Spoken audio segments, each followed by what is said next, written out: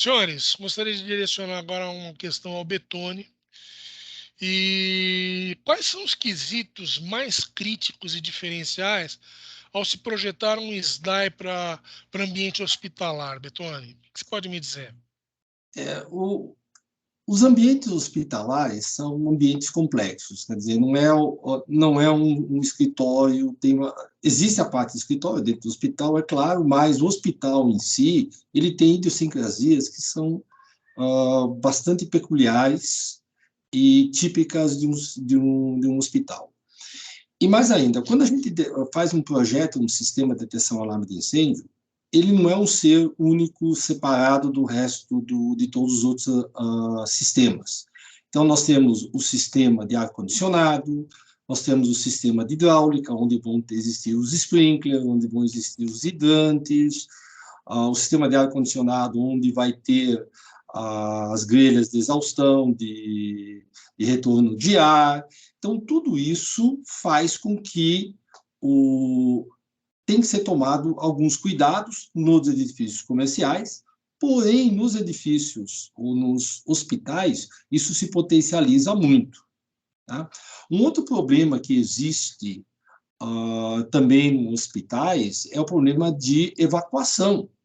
Não é simplesmente deu um incêndio, vamos evacuar, sair tocando alarme para tudo quanto é lado. Não pode. Primeiro, você tem pacientes que, às vezes, estão com mobilidade muito reduzida, ou, às vezes, incapacidade de se locomover total. Você tem pessoas que estão desacordadas. Você não pode simplesmente gerar um alarme de evacuação de repente, apesar da norma exigir isso. Mas você não pode fazer isso porque você pode causar um estrago muito maior no momento de pânico. Então, uma das coisas principais no sistema de detecção alarme de incêndio no hospital é a sua programação garantindo que só vai ser acionado as sirenes quando realmente houver a extrema necessidade disso e, muito antes disso, tentar fazer com que a equipe da brigada de incêndio já atue e já comece a fazer a compartimentação sempre que possível. Isso é um item bastante importante. E em vez que uma das tendências atuais não é você evacuar todo mundo, é você fazer o que se chama defend on place, ou defense in place, onde você movimenta as pessoas só horizontalmente, coloca elas numa área mais segura. Isso garante que, às vezes, dá tempo para fazer o combate ao sinistro sem que as pessoas tenham que efetivamente sair do próprio andar. Então, uma outra coisa importante nos prédios mais modernos é o sistema de extração de fumaça. Então, toda a parte de ar-condicionado relativo à extração de fumaça, nessa hora, tem que estar totalmente integrado ao sistema de detecção alarme de incêndio. Né? Então, isso também melhora bastante. Então, acho que, por exemplo, colocar um voice evacuation, a gente já tentou colocar em alguns hospitais, porém, existe uma certa resistência em relação a preço disso, etc., aplicabilidade. Mas uma coisa boa, às vezes, é você colocar um sistema de evacuação por voz, onde você consegue, do andar sinistrado, fazer ações através do sistema de som, avisando o que deve ser feito naquele andar, e nos outros você dá outras mensagens que podem ser pré-gravadas ou feitas ao vivo, de modo a facilitar, a coordenar melhor a evacuação ou a movimentação de pessoas dentro do hospital. Então, existe um conjunto de regras na parte na hora que ele faz um projeto de detecção alarme de incêndio dentro do hospital, que tem que ser levado em conta.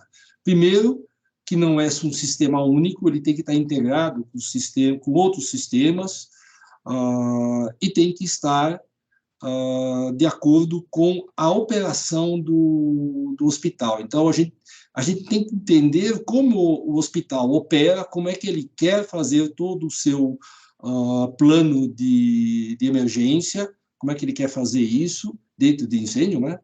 E como operar e transformar todos esses conceitos em projetos, seja ele 2D ou 3D. Então, basicamente é isso. Betoni, deixa eu te perguntar uma coisa a respeito de um comentário que você fez que fiquei curioso. Quando se fala em utilização da evacuation, dando instruções e orientações ao público e que podem ser diferentes para cada andar, para cada área, isso em substituição à sirene, com o intuito de não gerar o pânico da sirene, seria isso? A norma é mandatória de você ter sirenes, certo? Sim. O que você pode fazer é o operador, ele silencia a sirene e aí ele faz o comando de evacuação. Ok. Tá? Mas Quer isso dizer, seriam mas a mensagens sirene pré-gravadas, o operador vai. Já deve ter alguma coisa pré-selecionada para cada andar, né?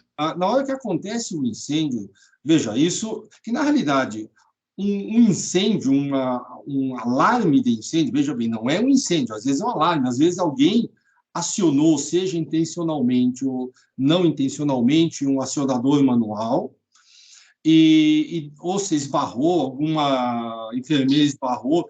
Primeiro tem que haver a confirmação de efetivamente de existir o alarme ou não. Em função disso, é feita a movimentação através da brigada de incêndio, do corpo de bombeiro do hospital, dependendo de cada tipo do hospital, vai lá, verifica em loco e confirma ou não a existência de algum tipo de sinistro. Feito isso, confirmando a existência de sinistro, avisa-se a central e aí começa-se a fazer, se necessário for, o combate primeiro e, se necessário for, a evacuação. Né? E aí com a orientação do Sound Evacuation. Orientação do Voice Evacuation. Voice Evacuation, desculpe. Legal. Bom, vou pedir a gentileza, nesse caso, agora para a gente dar sequência, para o Marcos fazer um comentário dessa parte de quesitos importantes num projeto. O que você me diz, Marcos? Acho que o Betoni colocou a coisa de uma forma excelente, ou seja, colocou vários dos pontos principais a serem considerados.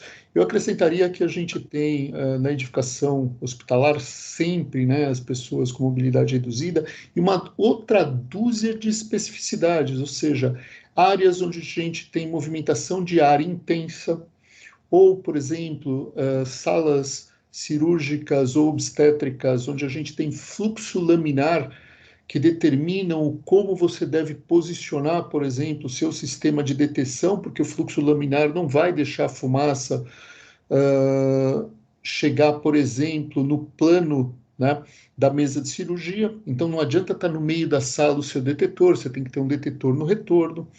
Você tem a própria norma técnica de ar-condicionado em estabelecimento assistencial de saúde, que é a BNT-NBR 7256, né, que determina uma série de outros requisitos para o sistema de detecção e alarme de incêndio poder atuar no hospital, como, por exemplo, detecção da tomada de ar externo dentro dos dutos, né, ou fechamento de dampers com o sistema de detecção e não simplesmente em função da temperatura, por exemplo, com elo fusível. Ou seja, você tem uma dúzia de especificidades que têm que ser tratadas de maneira diferente no hospital do que você tem em outras edificações. E, por fim, eu acho que a principal delas, que o Betoni também chegou a dar um toque, né, é o fato de você entender que não existe abandono total, simultâneo num hospital. O abandono, ele é horizontal, né, e quando muito, né, faseado, né, verticalmente. Ou seja, o seu sistema de detecção e alarme de incêndio tem que ser projetado para te dar possibilidade de tocar teu dispositivo audiovisual de alarme, no mínimo, né, por compartimento de incêndio, não por pavimento, não por grupos de pavimento. Então, se você tem, por exemplo, 3 compartimentos de incêndio num único pavimento, ou seja, uma caixinha separada da segunda, separada da terceira caixinha dentro de um pavimento, você tem que ter a possibilidade de comandar automaticamente e manualmente o alarme em cada uma dessas caixinhas ao longo do hospital como um todo. Dificilmente você vai ter um alarme geral onde você queira que absolutamente todo mundo saia do hospital ao mesmo tempo. A situação é muito mais do que caótica, o número de mortos vai ser gigantesco nesse tipo de situação, tá? Ok, Marcos, obrigado. Humberto, sob o teu ponto de vista, quais seriam os pontos importantes de um projeto desses? Bom, os colegas abordaram de temas. Deixaram pouca coisa para você falar, né? Deixaram poucas. Eu também não temos muito tempo. Mas eu gostaria só de coroar aí a fala deles com dois aspectos que são importantes, no meu ponto de vista. O hospital, ele hoje, principalmente os hospitais mais relevantes em termos de capacidade tecnológica, e tem um acervo de equipamentos diagnósticos de altíssimo custo. Então, a gente está aqui falando de vidas humanas, prioridade integral, né? Mas a gente também atua, né, em hospitais com uma alta capacidade diagnóstica com equipamentos, que inclusive são equipamentos que fazem procedimentos invasivos, né? Então, imagina você estar aí numa radiologia vascular, por exemplo, e você se depara com sinistro de princípio de incêndio, né? O paciente está com uma condição absurdamente sensível, né? Ele não está dentro de uma sala cirúrgica, mas poderia estar, né? Então, é muito vasta a criticidade de preocupações para um projetista ter um sistema adequado quando se fala de uma área de assistência, né? Eu colocaria aí essa questão, além do que os colegas já falaram, a pressurização, o tema do ar-condicionado, muito hoje se fala em sistemas também de aquecimento, uma outra geração de fonte de calor muito perigosa para ter princípios de incêndio. Então, todo esse entretravamento, seja com o sistema de automação do próprio prédio ou com o próprio sistema de detecção alarme de incêndio, é de extrema importância de análise do projeto, né?